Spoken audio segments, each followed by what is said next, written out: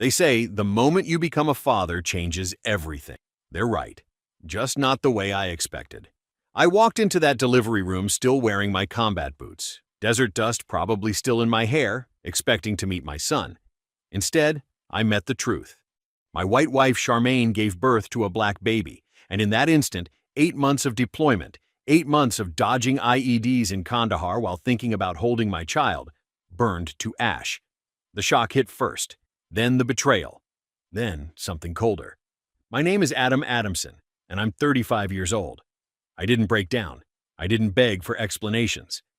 I made a choice right there in that hospital room. Walk away, fight back, and make absolutely certain Charmaine faced every consequence she deserved. What followed was methodical. Divorce papers, frozen accounts, legal warfare that left her homeless and penniless while I rebuilt my life with the family I actually deserved. She thought I'd be too shell-shocked to fight, too desperate for family to walk away. She bet wrong. If you've ever been betrayed by someone you trusted with your whole heart, you'll understand what happened next wasn't just revenge, it was justice. And I'd do it all again. But let me start from the beginning. Before I go any further, let me know in the comments where in the world you are watching from, and make sure to subscribe because tomorrow I will share a story you don't want to miss. I'd been traveling for 36 hours straight when I finally made it to St. Mary's Hospital. My unit commander had pulled strings to get me emergency leave when Charmaine went into labor early, 3 weeks ahead of schedule. I remember standing outside her room, heart hammering, wondering if I'd missed it. 8 months deployed in Afghanistan, and I'd almost missed my son's birth. The nurse smiled when she saw my uniform. Room 347. You're just in time, soldier. She's pushing. I practically ran down that hallway. When I opened the door, Charmaine was mid-contraction, her face red, her mother Diane holding one hand while a nurse held the other. Charmaine's eyes went wide when she saw me, not with joy, with fear, pure, animal terror. Adam? Her voice cracked. You're not supposed to be here yet. Surprise, I said, moving to her side. I wasn't going to miss this for anything. Diane's face had gone pale. She was staring at me like I was a ghost. The doctor, an older woman named Dr. Harrison, glanced up from between Charmaine's legs. All right, Mom, one more big push. Dad's home just in time. That's when everything stopped making sense. The baby came out with one final push, and the room filled with that first cry. Doctor. Harrison lifted him up, and the overhead lights caught his skin. Beautiful, dark brown skin. Black hair and soft curls, features that looked nothing like mine. The room went dead silent except for the baby's wailing. I stood there, my duffel bag still on my shoulder, staring at this child. This beautiful child who couldn't possibly be mine. Dr. Harrison's smile faltered. She recovered quickly. Professional. It's a boy. A healthy baby boy. Charmaine was sobbing. Not happy tears. Panicked, desperate sobbing. Adam, I can explain? Explain? My voice came out cold, dead calm. Explain how my white wife just gave birth to a black baby while I was deployed for 8 months? Diane tried to step forward. Adam, please, just don't. I held up one hand. Don't say a single word to me, Diane. Charmaine was reaching for me, her hospital gown soaked with sweat. It was a mistake. It only happened once, I swear. Once? I laughed, and it sounded wrong even to my own ears. You expect me to believe you fucked someone once and got pregnant? How stupid do you think I am? The nurse quietly excused herself. Smart woman. Adam, please. Charmaine's voice was climbing toward hysteria. We can work through this. People make mistakes. Who? The word came out sharp. Who was it? She was shaking, tears streaming down her face. It was, Adam, I'm so sorry. Who was it? It was Damien. The words exploded out of her. Damien Rodriguez from your unit. He came to check on me and I was lonely and... The floor dropped out from under me. Damien Rodriguez, my fucking battle buddy. The guy who'd saved my life in Kandahar. Who I'd trusted with my life. Damien, I repeated. Damien Rodriguez. She nodded frantically, like confessing would somehow make this better. Something crystallized in that moment. This wasn't just betrayal. This was calculated, deliberate. She'd fucked someone I knew, someone from my unit, probably in our bed. Here's what's going to happen, I said, and my voice was so calm it surprised even me. I'm walking out of this hospital. I'm going to see a lawyer. I'm filing for divorce, and I'm going to make absolutely certain you don't get a single fucking penny from me. Not the house, not my pension, not my deployment pay, nothing. You can't, Diane finally found her voice. She's your wife. She was my wife. Now she's just a cheater who's going to learn what happens when you betray a man who knows how to fight. I looked at Charmaine one last time. Her face was blotchy, her eyes swollen, her whole body shaking. You thought I'd be too shell-shocked to walk away, I said. You thought I'd be so desperate for family that I'd just accept this. You bet wrong. Adam, wait! She was trying to get out of the bed, but she'd just given birth. Please, we can fix this. I turned to Dr. Harrison. I need you to document everything. Time, date, my statement that I am not the father of this child. Can you do that? She nodded slowly. Yes, sir. I walked out of that room, down the hallway, past the nurse's station. Behind me, I could hear Charmaine screaming my name. I didn't look back. That same night, I drove straight from the hospital to Mike Jensen's house. Mike's porch light was still on when I pulled into his driveway. He opened the door before I could knock, took one look at my face, and stepped aside without a word. His living room smelled like leather and old books, comforting, familiar. We'd spent plenty of nights here after our first tour, drinking beer and pretending we weren't still seeing the shit we'd seen. Mike went straight to the cabinet and poured 2 fingers of whiskey into a glass, slid it across the coffee table to me. Talk, he said. I told him everything. The 36-hour trip home, walking into that delivery room, the baby, beautiful, black, impossible, Charmaine's face when she saw me, her desperate confession about Damian Rodriguez. Mike was quiet through all of it, didn't interrupt once. When I finished, he was quiet for another long moment. Jesus, Adam. He shook his head. That's cold, even for a cheating spouse story. Can we bury her? Legally? Mike smiled, and it wasn't nice. Oh, we can do better than bury her. We can destroy her. You're military, deployed when conception occurred, and there's a clear case of paternity fraud. California's a no-fault divorce state, but the military has its own rules. Plus, you've got documentation from the hospital? Dr. Harrison's putting it in the file. Perfect. Mike was already in lawyer mode, his mind working through angles. Here's what we do. File immediately for divorce, request an emergency hearing, demand a paternity test for the record, and pursue full recovery of any joint assets. The house, is it in both names? My name only. I bought it before we got married. Even better, that's separate property. She has no claim. Mike grabbed a legal pad from the side table and started taking notes. Any joint accounts? Just checking. Maybe $5,000 in there. Mike's smile widened. We'll freeze it. What about her? Does she work? Part-time at a boutique, maybe 20 hours a week. So she's financially dependent. No income, no assets, and about to be a single mother to a child that's not yours. Mike looked up from his notes. Adam, I can make her life a living hell. Do it. He pulled his laptop off the shelf. I'll have papers drawn up by tomorrow morning. In the meantime, here's your homework. Document everything. Every text message, every email, every social media post. If she tries to contact you, save it. If anyone tries to convince you to work it out, document that too. We're building a case that shows a pattern of deception. What about Damian? Mike's expression darkened. Rodriguez? That's trickier. He's still active duty? Last I checked.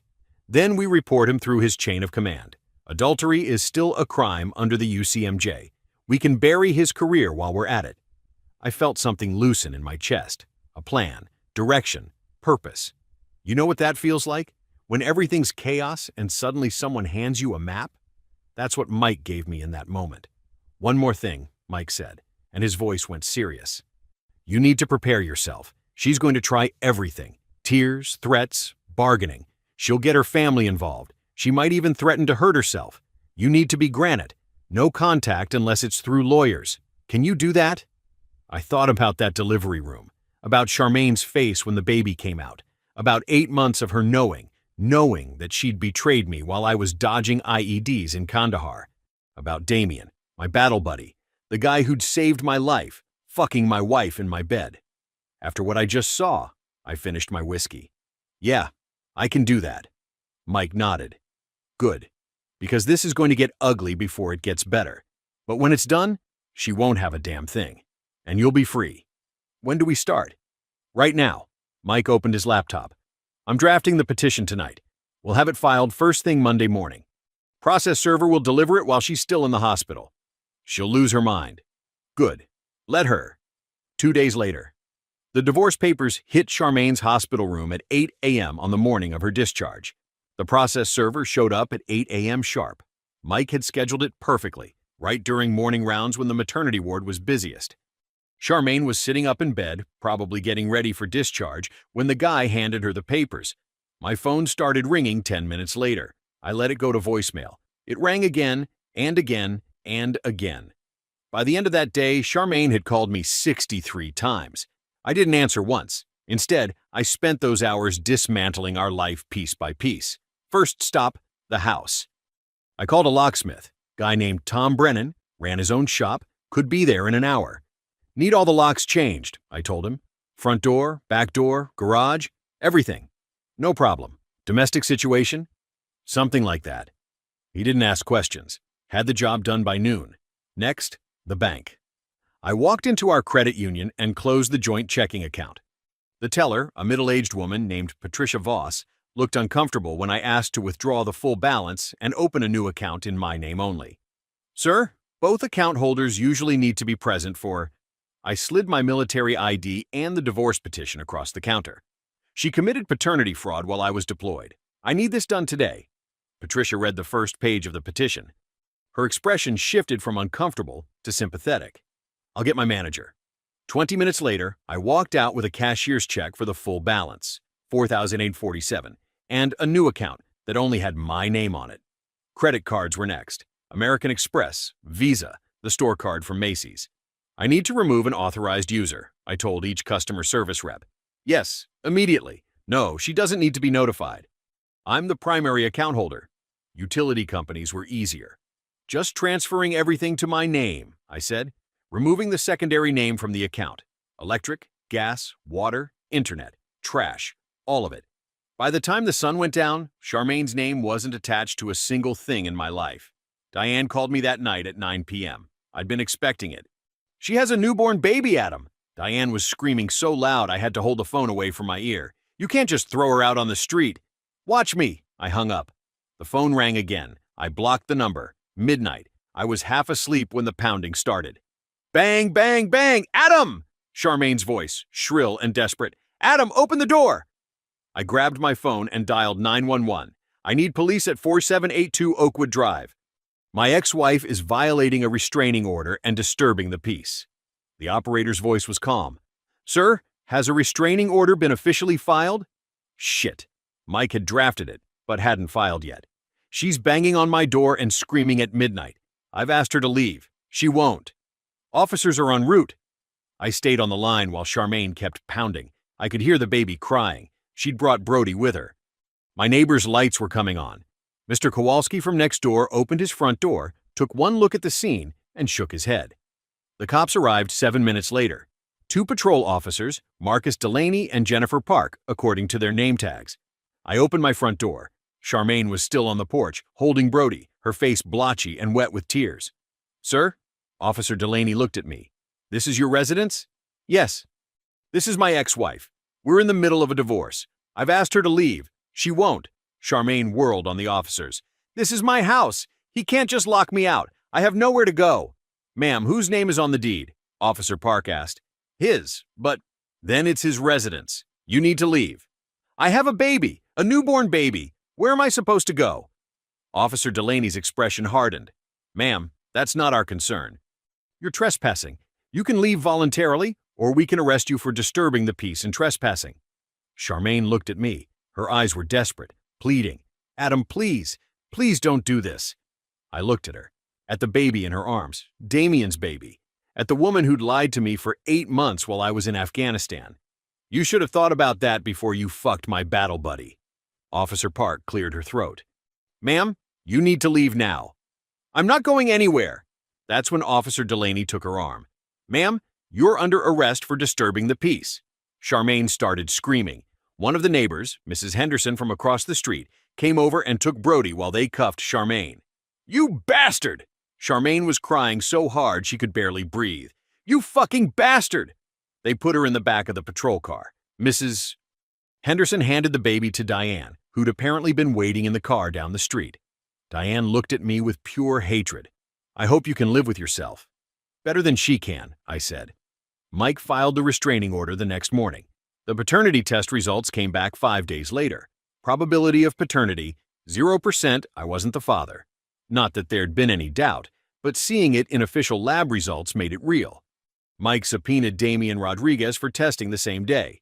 Damian tried to dodge it, had his lawyer file a motion to quash the subpoena. Mike crushed it in court.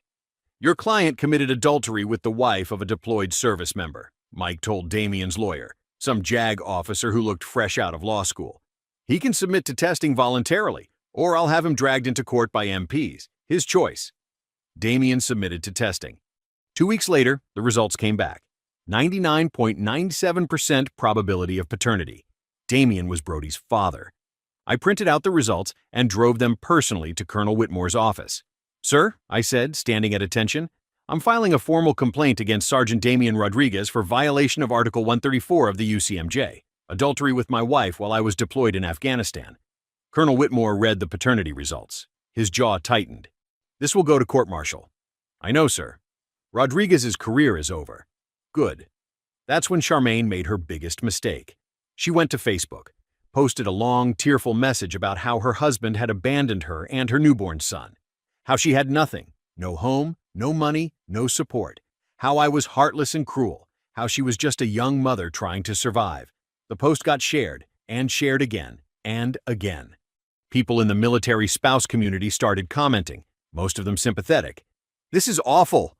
What kind of man abandons his own child? Military wives need to support each other." I watched it spread for exactly 1 week. Then Mike and I made our move. Mike released everything. Hospital records showing a black baby born to 2 white parents. Paternity test results showing 0% match to me. The deployment timeline proving I was in Afghanistan during conception. The confession from Charmaine naming Damian Rodriguez. All of it.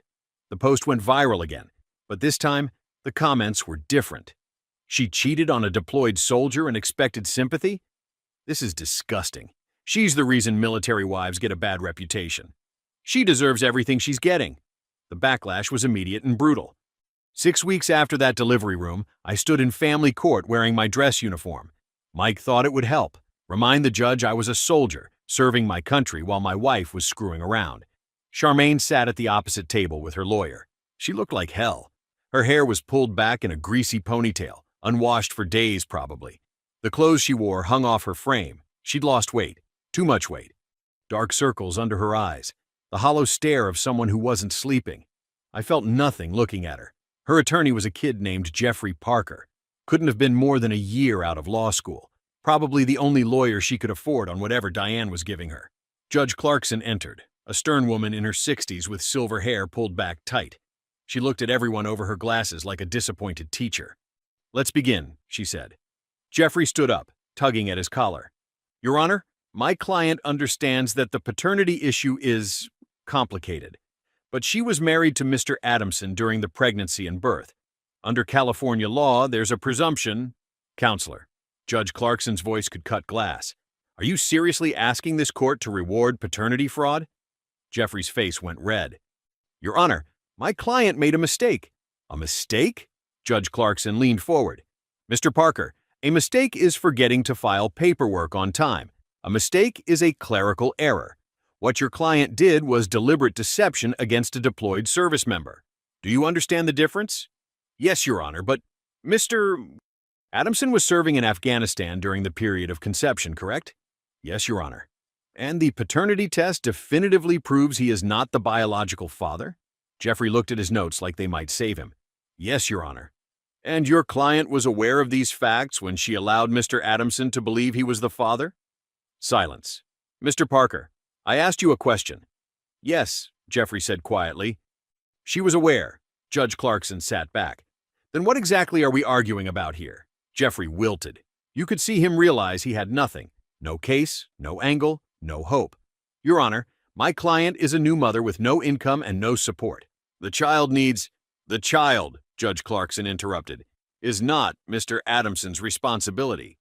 The biological father has been identified through paternity testing, a Sergeant Damian Rodriguez, currently facing court-martial for adultery.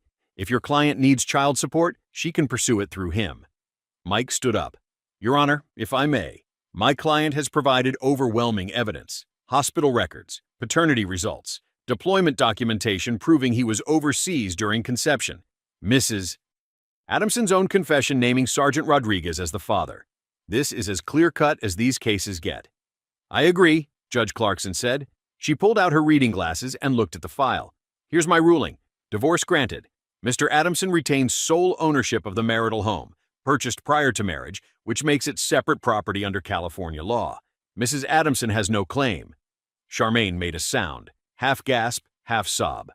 Joint bank accounts will be divided according to contribution, the judge continued. Bank records show Mr. Adamson contributed 90% of the deposits. He's entitled to 90% of the balance. That leaves Mrs. Adamson with approximately $500. Your Honor, Jeffrey tried. I'm not finished. No alimony, no spousal support. Mr. Adamson has no financial obligation to the child, as he is not the biological father. This is paternity fraud, plain and simple, and this court will not reward it. Charmaine was crying now, full-on sobbing, her shoulders shaking. I felt nothing. Furthermore, Judge Clarkson said, I'm ordering Mrs. Adamson to cease all contact with Mr. Adamson except through legal counsel. Any violation will result in contempt charges. Do you understand, Mrs. Adamson? Charmaine nodded, wiping her eyes with the back of her hand. I need a verbal response. Yes, Charmaine whispered. I understand. Judge Clarkson looked at her for a long moment. Then she looked at me. Mr. Adamson, thank you for your service. This court is disgusted by the deception perpetrated against you while you were serving your country. You're free to rebuild your life. Thank you, Your Honor. The gavel came down. It was over. Charmaine looked at me across the courtroom. Her eyes were pleading, desperate, like she was hoping I'd change my mind at the last second, like I'd suddenly decide to forgive everything and save her. I stood up, buttoned my suit jacket, straightened my tie, and walked out. Behind me, I heard her collapse into sobs, loud, ugly crying that echoed in the courtroom. I didn't look back. Outside, Mike clapped me on the shoulder. Clean sweep! She got nothing! Good, I said, and I meant it. 3 months after that courtroom, life started feeling normal again. Or at least a new kind of normal, the kind where I wasn't waiting for the next bomb to drop. My unit had finished deployment and rotated home. The first day back on base, Sergeant Green pulled me aside in the motor pool. Bro, he said, I heard about Damian. What a piece of shit. That was the thing about the military. Word traveled fast. Everyone knew what happened. And everyone was on my side. Yeah, I said. It is what it is. No, man. It's not just what it is. That's a brother violating the code. You trust someone with your life over there and then he does that? Green shook his head. We all got your back. And they did. The whole unit rallied around me. Guys I barely knew would nod in the hallway, offer to buy me drinks at the NCO club. Nobody mentioned Charmaine's name. Nobody asked how I was doing. They just showed up. Damian's court-martial wrapped up quick, reduced in rank, forfeiture of pay, dishonorable discharge, his military career. Over. Just like that. They also ordered him to pay child support to Charmaine, which was rich considering Damian was now unemployed and blacklisted in every veteran community from here to the East Coast. Good luck collecting that money. Mike's investigator, yeah, I'd hired one, kept me updated on Charmaine. She'd moved in with Diane. The boutique had fired her after the Facebook thing went nuclear. Couldn't find work anywhere else. Diane was supporting both of them, plus baby Brody on a teacher's salary. They were struggling. Good. I know that sounds cold. Maybe it is. But you don't get to destroy someone's life and expect them to feel sorry for you when yours falls apart. That's not cruelty. That's justice. I sold the house. Too many memories in those rooms. Too many nights lying awake wondering why I wasn't enough. Too many mornings packing for deployment while she smiled and promised to wait. I didn't need the space anyway. Bought a small condo closer to base. 2 bedrooms, modern kitchen, big windows, a place that was mine. Clean slate. That's when I met Ellie. There was a community barbecue on base, one of those things the family readiness group organized to welcome everyone home. I almost didn't go. Wasn't really in the mood for small talk and potato salad, but I went. And there she was. Blonde hair pulled back in a ponytail, warm smile, laugh lines around her eyes that told you she knew how to find joy even when life got hard. She was helping set up the dessert table, talking to a little girl, her daughter, I'd learn later. We got in line for burgers at the same time. "You just get back?" she asked. "Yeah, couple months ago." "Welcome home," she smiled. "I'm Ellie. I teach at the elementary school here." "Adam." We started talking, and something just clicked. You know that feeling when conversation flows easy, when you're not working to fill silence or impress anyone? That. I found out she'd been divorced 3 years. Abusive ex-husband she'd finally escaped. 7-year-old daughter named Jasmine. She'd rebuilt her whole life from nothing and came out stronger. By the time the barbecue ended, I had her number. We went on our first date that weekend. Second date 3 days later. By the third date, I told her everything. The whole story. The delivery room. The divorce. Damien. All of it. She listened without interrupting. When I finished, she reached across the table and squeezed my hand. "So, you're the guy," she said. "The guy? Everyone on base has heard about what happened to you. You're kind of famous." I grimaced. "Not the kind of famous I wanted." "No, it's good famous," she said. "Everyone's on your side. What she did, what they did, it's unforgivable." Ellie was different from Charmaine in every way that mattered. She was honest, direct, didn't play games or test me or make me guess what she was thinking. She'd been through her own hell and survived it. That kind of strength, you can't fake it. By month 4, we were serious. She'd met my mom when Mom flew in for a visit. I'd met Jasmine officially. Sweet kid, smart, loved reading. She called me Mr. Adam and showed me her favorite books. By month 6, Ellie and Jasmine moved into my condo. Life was good. Better than good. Ellie would wake up early and make coffee. Jasmine would drag her backpack to the kitchen table and work on homework. We'd have dinner together every night, real family dinners where we talked about our days. I remember thinking one night, watching Ellie help Jasmine with a math worksheet, that this was what I'd wanted all along. Partnership, honesty, someone who chose me every single day. I should have known it wouldn't last.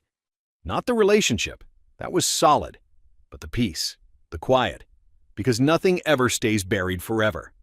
I was shopping for groceries on a Thursday evening. Routine stuff, pasta and chicken and vegetables. Ellie had requested ingredients for this casserole recipe Jasmine loved. Normal, peaceful, domestic. Then I turned into the cereal aisle and saw Diane. She was pushing a cart piled high with formula and diapers.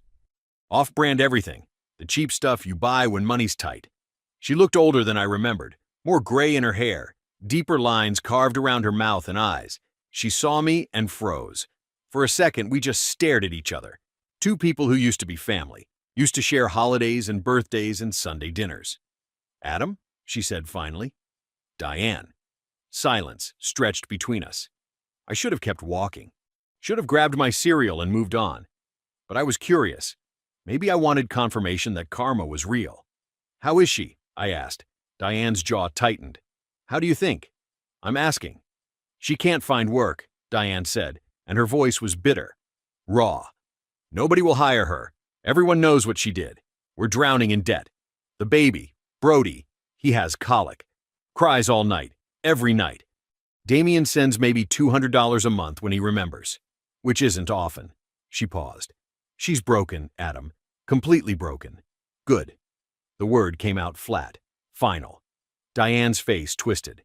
"How can you be so cruel? She made a mistake." "Stop." I cut her off. "Stop calling it a mistake. She didn't make a mistake. She cheated. She lied. She tried to pass off another man's child as mine. Those aren't mistakes, Diane. Those are choices." "She was lonely," Diane's voice climbed. "You were gone for months. I was serving my country." My anger was rising now, cold and controlled. She knew what she was signing up for when she married a soldier. And you know what? Plenty of military spouses don't cheat. Plenty of them stay faithful. So don't give me that lonely bullshit.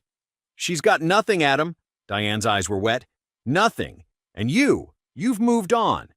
You're with someone new. You're happy. Meanwhile, my daughter is suffering." "Your daughter is suffering the consequences of her own actions," I said. "That's not my problem." "Please." She stepped closer. "I'm not asking you to take her back. I'm not asking for anything like that. I'm just asking you to help with the baby. Just a little. Brody is not my child. Each word landed like a hammer. Not my responsibility. You want someone to blame? Talk to Damien. Or better yet, talk to your daughter about why she destroyed her own life. I started to push my cart past her. Diane grabbed my arm. Adam, please. I pulled free. Not rough, but firm. Final. Let go. She did. Her hand dropped to her side. I looked at her one last time. This woman who used to make me dinner when Charmaine worked late, who'd helped us move into the house, who'd called me son. You raised her to think actions don't have consequences, I said quietly. Maybe if you'd taught her better, we wouldn't be standing here. I walked away. Behind me, I heard Diane start to cry. Soft, broken sobs in the middle of the cereal aisle. I felt nothing. Not satisfaction, not guilt, not anger, just nothing. I finished my shopping, paid, drove home. Ellie and Jasmine were in the living room watching a movie. Jasmine was curled up against Ellie's side, half asleep. Get everything? Ellie asked. Yeah, I said. All set. She smiled, reached up and squeezed my hand when I passed the couch. That night, lying in bed next to Ellie, I thought about Diane crying in that grocery store, about Charmaine broken and struggling, about baby Brody who didn't ask for any of this. And I still felt nothing. Maybe that makes me cold, maybe it makes me heartless, or maybe it just makes me someone who refuses to set himself on fire to keep liars warm. 2 weeks passed. Life kept moving forward like it does. Work, dinners with Ellie and Jasmine, weekend trips to the park, normal, beautiful, peaceful. Then one evening someone knocked on my door. I was helping Jasmine with her spelling homework while Ellie prepped dinner. The knock was soft, hesitant. Ellie looked at me, eyebrows raised. We weren't expecting anyone. I went to the door and opened it. Charmaine stood on my doorstep. She looked worse than she had in the courtroom, if that was even possible. Charmaine stood there on my doorstep, and I barely recognized her. She'd lost weight, too much weight. Her clothes hung off her frame like she'd borrowed them from someone 2 sizes bigger. Her hair was pulled back in a greasy ponytail, dark circles under her eyes, cheeks hollow. She looked like someone who hadn't slept in weeks. You need to leave, I said. You're violating the restraining order. I know. Her voice was small, defeated. I know, but Adam, please, just 5 minutes. Ellie appeared behind me. I felt her hand on my shoulder. I looked at her, saw the concern in her eyes, the question. I nodded. Ellie, take Jasmine inside. Ellie hesitated. Then she squeezed my shoulder and called for Jasmine. I heard them move deeper into the condo, heard the TV turn on. I stepped outside and closed the door behind me. Charmaine and I stood on the front step. The evening air was cool. She was shaking. Whether from the cold or nerves, I couldn't tell. 5 minutes, I said. She nodded, swallowed hard. I'm sorry. The words tumbled out fast, desperate. I know that doesn't mean anything. I know I destroyed everything. I know I ruined the best thing in my life. But I need you to know, I'm sorry. I was stupid and selfish and… Is that it? She flinched like I'd slapped her. No, She took a shaky breath. I need help, Adam. I can't do this alone. The baby, Brody. I named him Brody. He needs things. Formula, diapers, doctor visits. Damien barely sends anything. Maybe $200 a month if I'm lucky. Mom's doing her best, but we're drowning. I can't find work because everyone knows what I did. We're about to get evicted. Again, I said, and my voice was flat. Not my problem. I know, her voice broke. Tears were streaming down her face now. I know it's not your problem. But please, I'm not asking for me. I'm asking for Brody. He didn't ask for any of this. I looked at her. Really looked at her. This woman used to be my wife, used to sleep next to me, used to laugh at my jokes and kiss me goodbye when I left for PT. Now she was a stranger who'd betrayed me in the worst way possible. You're right, I said quietly. Brody didn't ask for this. But neither did I. Adam, you made choices, Charmaine. You chose to cheat. You chose to get pregnant. You chose to lie to me for 8 months while I was getting shot at in Afghanistan. Now you get to live with those choices. So that's it? Her voice was climbing toward hysteria. You're just going to let us suffer? Let a baby suffer? No. I stepped closer. She actually backed up. I'm going to let you suffer. Brody's suffering? That's on you, not me. Every missed meal, Every unpaid bill, every moment of struggle, that's because of what you did, not because of what I'm doing. You did this." She was sobbing now, big, ugly sobs that shook her whole body. "I hate you," she said. "Good," I said. "We're even." I went inside and closed the door, locked it behind me. Through the window, I watched her stand there for a moment. Then she stumbled to the car parked at the curb, Diane's old sedan, the one with the dent in the passenger door. She sat in the driver's seat and cried, just sat there, hands on the steering wheel, crying like her world was ending. I watched for maybe 5 minutes. Then she wiped her face, started the engine, and drove away. Ellie came up behind me, wrapped her arms around my waist. "You okay?" she asked. "Yeah," I said. And I was. Life moved forward. It always does. Ellie and I got engaged 2 months later. Small proposal, just the 3 of us on the beach. Jasmine jumped up and down and hugged us both until we couldn't breathe. I got promoted at work, started making plans for the wedding, started looking at bigger houses with yards. Everything was good, really, genuinely good. 8 months after the divorce was finalized, my phone rang. Mike. I answered. "Hey, what's up?"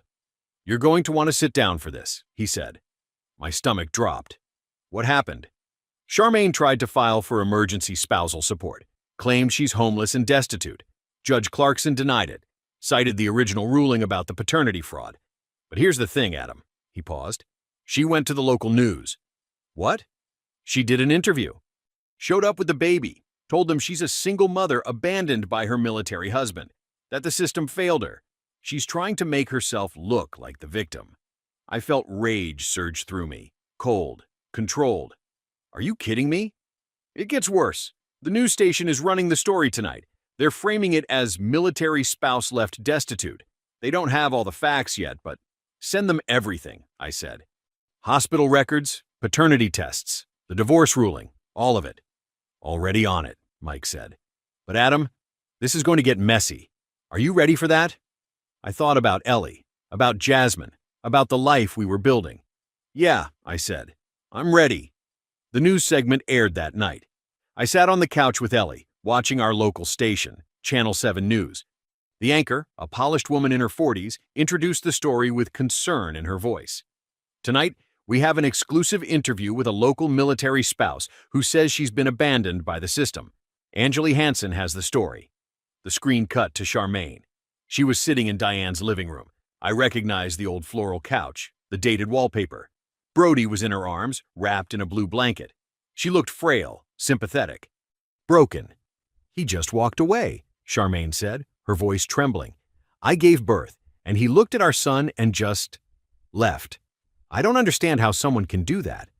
Anjali Hansen, a young reporter with perfect makeup and practiced empathy, leaned forward. "And you're struggling to provide for your baby?"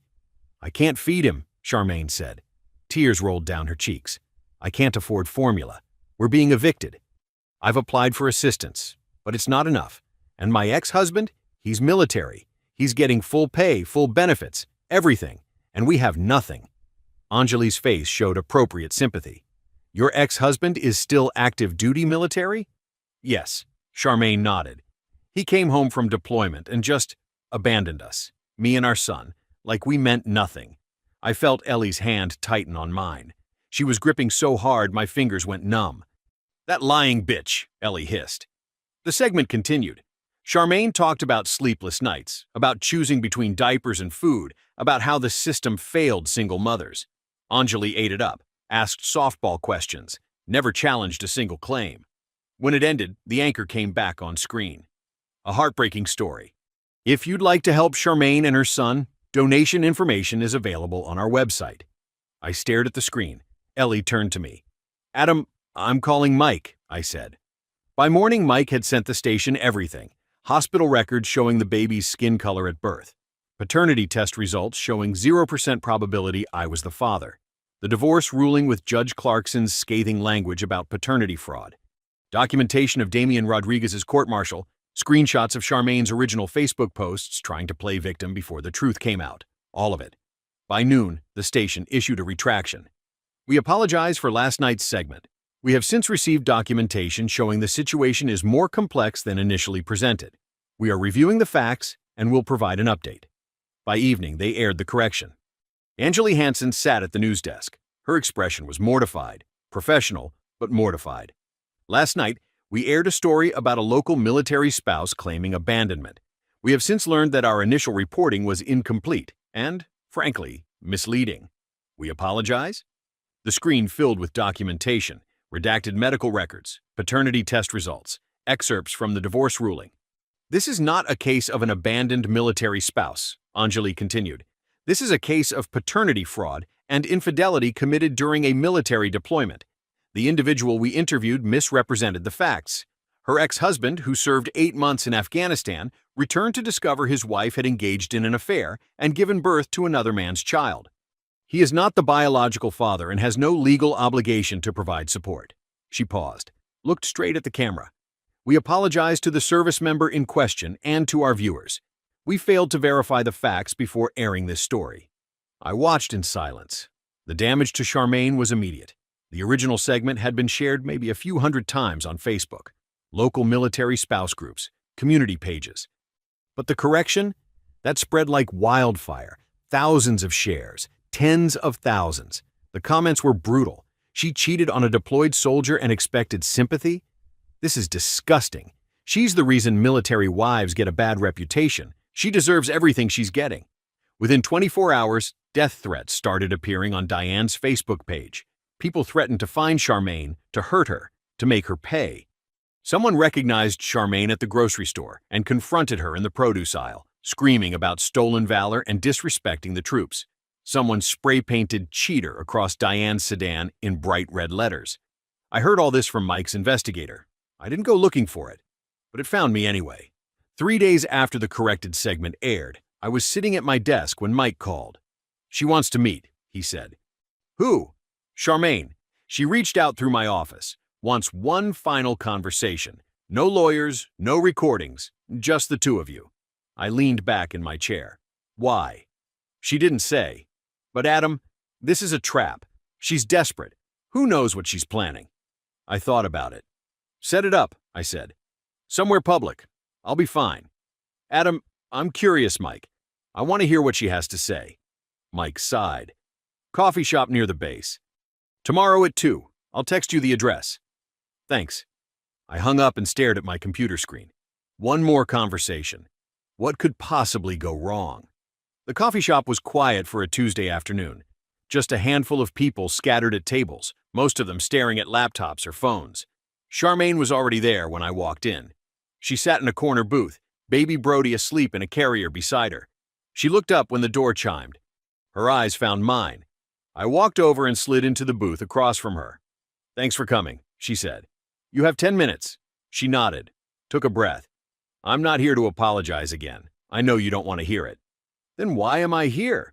"I need you to make a statement." I stared at her. "A statement?" "To the news, to social media. Just something saying that I'm not a monster. That what I did was wrong. But I don't deserve death threats. That Brody doesn't deserve to suffer because of what I did. You want me to defend you? I'm not asking you to take me back. I'm not asking for money." Her voice cracked slightly. "I'm just asking you to help stop the hate. Please, Adam. People are threatening to hurt my baby." I looked at her. Really looked at her. She wasn't manipulating. She was terrified. My eyes drifted to Brody, sleeping peacefully in his carrier. Tiny fists curled against his chest, completely innocent. "Fine," I said. "I'll make a statement. But you're going to do something for me first. Anything. You're going to publicly admit what you did. No excuses, no, I was lonely, no blaming deployment. You're going to own it, every bit of it. And then you're going to apologize. Not to me. To every military spouse who you just made look bad with your bullshit news interview." Her face crumpled. "Adam, that's the deal. Take it or leave it." She sat there for a long time, silent. I watched emotions play across her face. Shame, fear, desperation. Finally, she nodded. "Okay." 2 days later, Charmaine's statement went live on Facebook. I watched it on my phone, sitting at my desk at work. She sat in Diane's living room, Brody on her lap, and she told the truth. All of it. I cheated on my husband while he was deployed. I got pregnant with another man's baby. I lied about it for 8 months. When the truth came out, I tried to make myself the victim. Her voice shook, but she kept going. I was wrong. Everything Adam did, the divorce, cutting me off, refusing to help, he was justified. I destroyed my marriage. I destroyed my life. And I made every faithful military spouse look bad with my lies. She was crying by the end. I'm sorry, she said. To Adam? To the military community? To everyone I hurt with my selfishness. I deserve everything that's happened to me. The video ended. I sat back in my chair. Within hours, it had tens of thousands of views. The comments were mixed. Some people felt sorry for her. Most didn't. But the death threats stopped. People moved on to the next scandal. True to my word, I made a statement too, short and simple. Charmaine made terrible choices, but she doesn't deserve violence or threats against her child. What she did was wrong. What happened to her was justice. Let's let it end there. And it did. 6 months later, Ellie and I got married. Small ceremony. Just family and close friends. Jasmine was the flower girl, beaming in her white dress. My mom flew in from Ohio. At the reception, she pulled me aside. I'm proud of you, she said, for how you handled everything. A lot of men would have crumbled. I had good support, I said, nodding toward Mike, who was attempting to dance with his wife. No, Mom said firmly. You had strength. That came from you. I looked across the room at Ellie, laughing with Jasmine. My family. My real family. The divorce, the betrayal, the public mess. It all felt like another lifetime. A few weeks after the wedding, I got a letter. No return address, but I recognized the handwriting. Adam, I know I have no right to contact you, but I wanted you to know that Brody is doing okay. We're stable now. I got a job at a call center, night shift, so Mom can watch him. It's not much, but it's something. Damien's gone. He moved to another state and stopped sending support. I'm not surprised. I don't expect forgiveness. I don't even want a response. I just wanted you to know that I'm trying to do better. For Brody, I hope you're happy. You deserve to be. S. I read it twice, then fed it through the shredder in my office. Ellie found me there a minute later. What was that? Nothing important, I said, and pulled her into a kiss. Some chapters close themselves. Others, you have to close deliberately. Either way, they're closed. 4 months into our marriage, Ellie got pregnant. She took the test on a Tuesday morning before work, then called me, crying happy tears. We're having a baby, a real baby, our baby. That night, we told Jasmine. She bounced around the living room, already planning names. 9 months later, Sarah was born, red-faced, screaming, absolutely perfect. I held her in the delivery room. This time, there were no surprises, no betrayals, just pure joy. You okay? Ellie asked, watching my face. Yeah, I said. I'm okay. 2 years later, life's good. Really good. Ellie and I bought a house with a yard. Jasmine's thriving in school. Sarah just turned 2 and is already trying to keep up with her big sister. We're happy. Mike's become Sarah's godfather. We still laugh about the old days sometimes, but mostly we talk about normal stuff. Kids, mortgages, retirement plans. I ran into Diane a few months ago at the commissary. She looked better, less worn down. We nodded at each other but didn't speak. Some bridges are better left burned. I heard through the grapevine that Charmaine eventually moved away. Took Brody and started fresh somewhere in Nevada. I hope she's doing okay. Not for her sake, but for his. That kid deserves better than the mess his mother made. As for Damien, last I heard he's working construction and living in a trailer park. No military benefits, no career, no future. He reached out once, a drunken Facebook message apologizing and asking if we could let bygones be bygones. I blocked him without responding. Some people think I was too harsh. That I should have been more forgiving, more understanding, that everyone deserves a second chance. But here's the thing. Actions have consequences. Charmaine made her choices. She chose to cheat. She chose to lie. She chose to try to trap me with another man's baby. She didn't deserve forgiveness. She deserved exactly what she got. Nothing. And me? I got everything.